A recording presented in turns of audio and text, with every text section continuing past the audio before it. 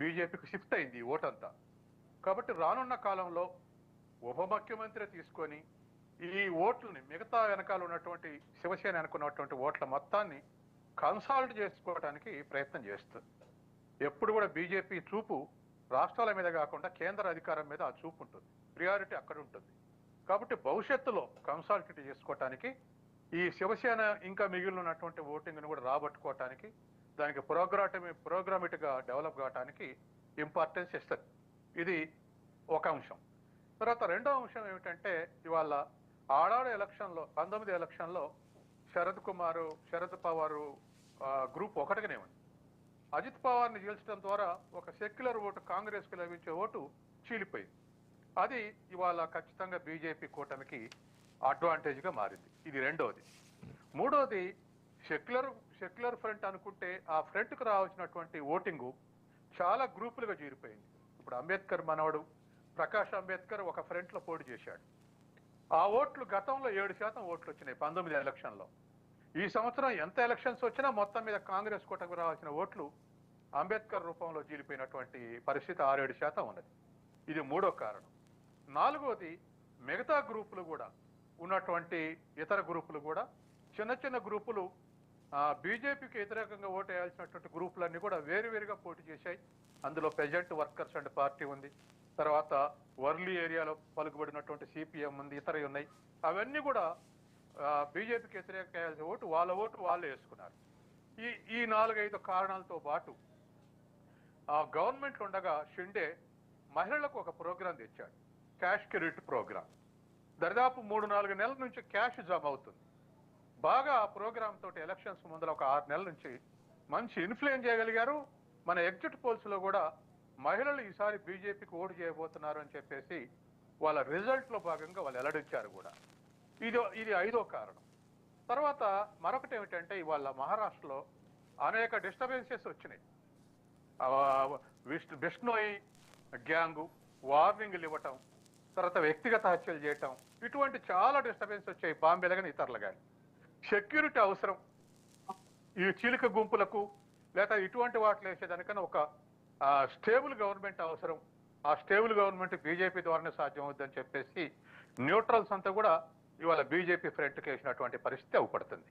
తర్వాత రెండవది, ఇంకోటి, ఎక్కడెక్కడైతే మైనారిటీస్ ఉంటారో, ఎక్కడెక్కడైతే సెక్యులర్ ఫోర్సెస్ ఉంటాయో వాటి దగ్గర షిండేని ఉపయోగించారు బీజేపీ వాళ్ళు.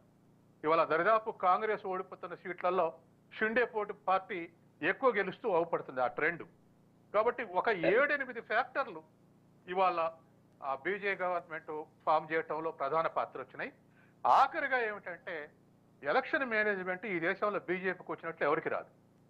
ఇవాళ ఆర్ఎస్ఎస్ కు హర్యానా ఎలక్షన్స్ లో ఆర్ఎస్ఎస్ కు బీజేపీ కొన్ని డిఫరెన్స్ వచ్చినాయి. ఆర్ఎస్ఎస్ ప్రియారిటీని ఫాలో కాలేదని అక్కడక్కడ వార్తలు వచ్చినాయి. ఇక్కడ మాత్రం ఆర్ఎస్ఎస్ వాళ్ళు ప్రతి కుటుంబాన్ని కలిసి ఒప్పించగలిగారు. ప్రతి కుటుంబం మాకు అండుంటాడు ఈ బజార్లో ఈయన అనేటువంటి స్థితి తెచ్చారు. ఎందుకంటే మనం చూస్తున్నాం చాలా డిఫరెన్స్ ఉంది. అది కమ్యూనిస్టులకు, వామపక్షాలకు ట్రేడ్ యూనియన్ల బలం ఉంటుంది, కానీ వాళ్ళు ఉండే ఓడల్లో వాళ్ళకేరు ట్రేడ్ యూనియన్, ఆ పార్టీలకేరు ఓట్లు. ఆ బజార్లో ఎవరైతే వాళ్ళకు ప్రొటెక్షన్ ఇస్తారో, ఎవరైతే వాళ్ళ మంచి చెడులు చూస్తారో వాళ్ళకు ఓట్లు వేస్తున్నారు. వార్డు మెంబర్లు కానీ ఎంపీడీసీ కానీ మనం చూస్తున్నాం. కానీ అక్కడ వేజ్ గురించి, పని గంటల గురించి వాళ్ళు ఓట్లాడతారు. ఇక్కడ మాత్రం పొలిటికల్ ఓటు మిగతా పార్టీలకు వేస్తారు. దానికి కారణం ఏంటంటే, వాళ్ళ స్ట్రీట్లో వాళ్ళ ఫ్యామిలీని పట్టించుకునే వాళ్ళు, వాళ్ళకు ప్రొటెక్షన్ ఇచ్చే వాళ్ళకు ఓటు చేస్తున్నారు. ఇవాళ ఆర్ఎస్ఎస్ కూడా ప్రతి ఇంటికి తిరిగి వాళ్ళకు ఆ ఇల్లుకి తిరిగి వాళ్ళకు గ్యారెంటీ మేమున్నాం మీకు భవిష్యత్తులో కూడా అనేటువంటి హామీ ఇస్తూ చాలా వర్క్ చేసింది. ఇటువంటి మేనేజ్మెంట్ మిగతా ఇంకో ఫ్రంట్ కు లేదు. కాబట్టి ఇట్లా 8-9 కాజెస్ ఇవాళ బీజేపీ ఫ్రంట్ అధికారం రావడానికి ఉపయోగపడింది. ఇక జేఎంఎం విషయానికి వస్తే జార్ఖండ్ విషయానికి వస్తే అక్కడ ఎప్పుడు కూడా 30 సీట్లలో ఎక్కువ దరిదాపు 90% జేఎంఎం ని బలపరుస్తున్నారు. తర్వాత కాంగ్రెస్ ఈ ఫ్రంట్ బీజేపీ ఫ్రంట్ లో ప్రధానమైనటువంటి స్ట్రగుల్ దేని మీద కాంటెస్ట్ జరిగిందంటే, బీజేపీ బంగ్లాదేశ్ నుంచి, తర్వాత అస్సాం మీదుగా, బంగ్లాదేశ్ మీదుగా ఈ 3 ప్రాంతాల నుంచి మైనారిటీస్ వచ్చి మనల్ని ఎంకరేజ్ అవుతున్నారు. కాబట్టి ఇంకొక 10 ఏళ్ళు ఎట్లే ఉంటే ఇది ఈ జార్ఖండ్ వాసులు మైనారిటీస్ గా మారుతారు. కాబట్టి దీన్ని వ్యతిరేకించాలంటే మేము అధికారం రావాలని బీజేపీ పిలిపించి ఆ ప్రచారం ఎక్కువ చేసింది. జేఎంఎం ఏం ప్రచారం చేసిందంటే మన రాష్ట్రంలో వనరులు ఎక్కువ, ఈ వనరులను బీజేపీ అధికారంలోకి వస్తే అదానికి అంబానికి ఇటువంటి కార్పొరేట్స్ కట్టబెట్టద్ది, మన అస్తిత్వమే ప్రశ్నార్థకమైంది, కాబట్టి మనది మనం ఓటేసుకోవాలి, ఈ చంపవి సౌర్యాన్ని మన నుంచి చీల్చి మనల్ని దెబ్బకొట్టడానికి ప్రయత్నం చేస్తుందని జేఎంఎం ప్రచారం చేసింది. ప్రజలు ఏమి నమ్మారు ఏమిటి అనేది రేపు మనకు రిజల్టే కాదు ఓటింగ్ శాతం వచ్చినాక మనకు కొంత తెలిసే అవకాశం ఉంది. తర్వాత రెండవది అక్కడ రూరల్ ఏరియాల అర్బన్ ఏరియాలు అర్బన్ కాంపోజిషన్ ఎక్కడ ఎక్కువ ఉంటే అది దేశవ్యాప్తంగా బీజేపీకి ఫేవర్గా రిజల్ట్ వస్తుంది. కానీ జార్ఖండ్లో రూరల్ కాంపోనెంట్ ఎక్కువ, రూరల్ కాంపోజిషన్ ఎక్కువ, కాబట్టి రూరల్ పీపుల్ అంత త్వరగా అట్రాక్ట్ కావట్లేదు. కాబట్టి ఇవాళ టగ్ ఆఫ్ వారు మన జార్ఖండ్లో నడుస్తుంది.